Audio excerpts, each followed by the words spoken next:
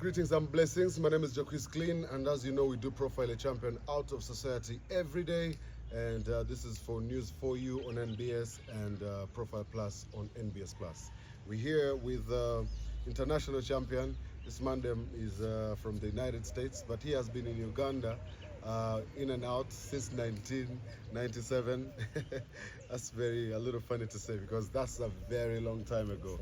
How are you doing, Peyton? I'm well, thank you. And first of all, just thank you for having me on your program, Joe. Yeah. It's a real pleasure to be here. Thanks a lot. Nice, of course. It's good to have you here because when I just heard your story, you're saying you've been in and out since 1997. You're running some program around here as well, doing some things in and around of Kampala, Uganda, and that's really nice, really.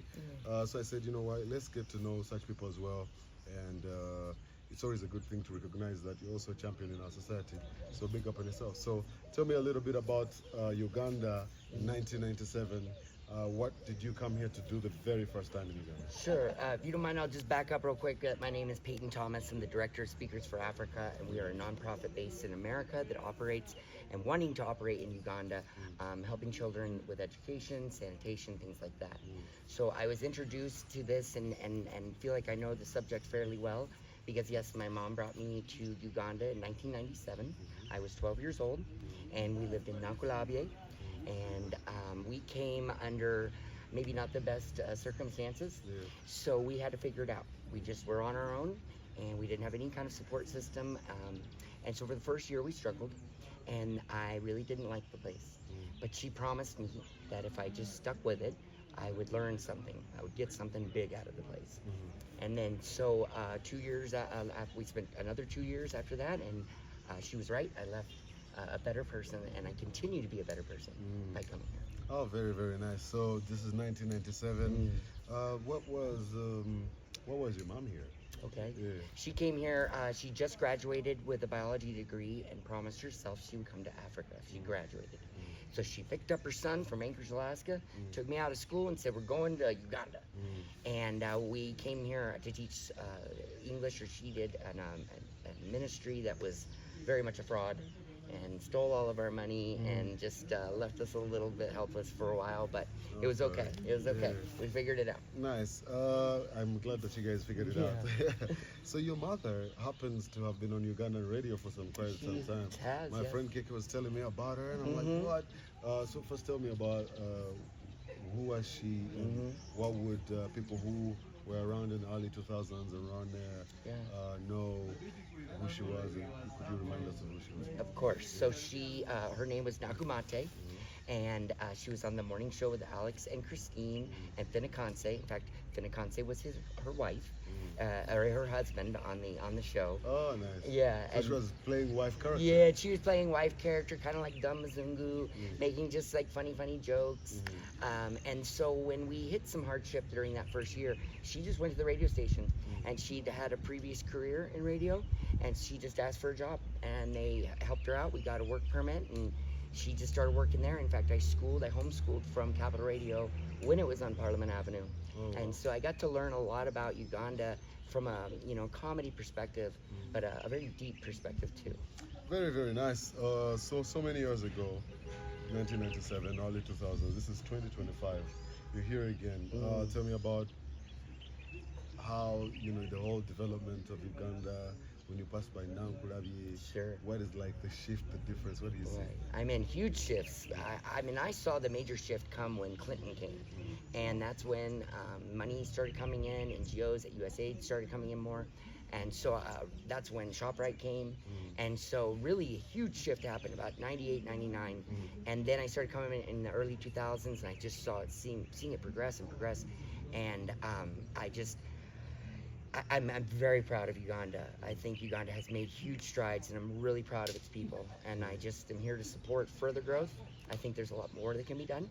And but as far as your specific question, as far as Nakulabye, it still basically looks about the same, to be honest. Oh, really? It's just busier and a little. I guess Hoima Road's a little nicer than it used to be. Of course, I definitely noticed the infrastructure's improved, but it's been interesting to watch these incremental developments over this lifetime, really. Yeah, man. So since Donald Trump took office, There's been, I think USAID has withdrew a lot of the work he's been doing here, and that is more like everyone is always looking at the news, things shifting or what's happening. Offices are closing, what's happening. What would you say, in your opinion? Puts like what is your opinion on that to start, and also the fact that you are still around operating? Are you also affected by USAID, and what does that mean for Africa, for Uganda? That's a complex question. I can say that it inspires me even more to work even harder because I know that the need is here. It's real. Stuff with HIV and things like that really bother me. So, I mean, I don't want to speak too much of my personal beliefs on Trump, but know that I'm not the biggest fan. And, I love this place, and I want to see it grow and be the country I know it is. Nice. So, end of the day, I think it just says that we have to find other ways to strive. I think so. At some point, it felt like, oh, you cannot really do that, or maybe, oh, here he is. But at the end of the day, I think as Americans, also, it's an independent country. Uganda, another independent country. In our opinion, I think these are some of the ways that we could keep moving. What would you say, you as speakers of Africa, in particularly, which is where you are the founder? I am. Yes, please. Tell me about what you're doing here in Africa, and so far how it's been, and things like that. Well, in a lot of ways, it plays to exactly what I want to see happen, because I want to see more people take control of their own lives, and I think handouts have hurt Uganda. And so the silver lining in all of it is I think that everyone is just being forced to find other means, as you said. And so Speakers for Africa really emphasizes teach a man how to fish. It's kind of been our motto. We are there to give small tools and some assistance to get your own life going. That is then on you, because people just don't really respect it as much if it's just handed to them. So I'm kind of thankful in a way that Trump and other people have kind of put us in this position that it's like it's time to get to work, because when we humans work together, no matter what society, it benefits everybody, and we all strive. Nice, I like that. And the fact that we're talking to Peyton got me a little tense, but they don't know we're talking to a Ugandan superstar, DJ Pizzo. DJ Pizzo, that's right. Yeah, that's right. That's right. Yeah, that's so right. on our drive here, you were mixing some mix, and I'm thinking, wait, that's a Ugandan song, and that's another one, and that's another one. And Yep.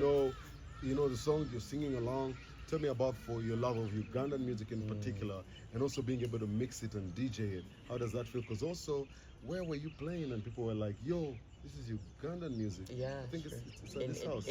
Yes, Yeah. here, and also just in my hometown of Evergreen, Colorado, I DJ a lot of public events, and I always throw in a Cindy And weddings song as or well? some weddings, and I just throw like one quick song in, and people love it, and because it inspires happiness. It is music that is just happy, and the amount of talk of love and companionship and just having fun, dancing. I mean, it represents everything that Uganda is. You- Just a free, open place. You mentioned you throw in a Cindy song, Yeah. as opposed to throwing a Ghana song. Yeah. Tell me about who are your favorite Ghanaian artists. Okay, yeah. I think you have to start with Cindy. Sure, I do have to start with Cindy Sanyu. Big up Cindy Sanyu, like she, someone we've known for a very long time, Yeah. and she, has supported us and just even just mentally supported us in Speakers for Africa. And I would love to do a collaboration as far as just like her challenges. I love that. Like maybe we could do a Speakers for Africa challenge where we say, all right, what did you do for your community? Did you go to your Jaja's house? Did you do what? Did you pick up this rubbish? You take a picture of it, you post it, we'll give you a phone at the end of the month. Something Very, like very that. nice. Yeah. Yeah. You should probably work on something like that, and also maybe for people who watch this show, we could tell them to hashtag something. Yes, hashtag Speakers for Africa, Joe Quiz, of course. Yeah, man. And just big ups to everybody in Uganda. Like, you teach me so much, and it's always hard to leave. But I go home, and I am a Speaker for Africa. I speak loudly. I scream your names over there.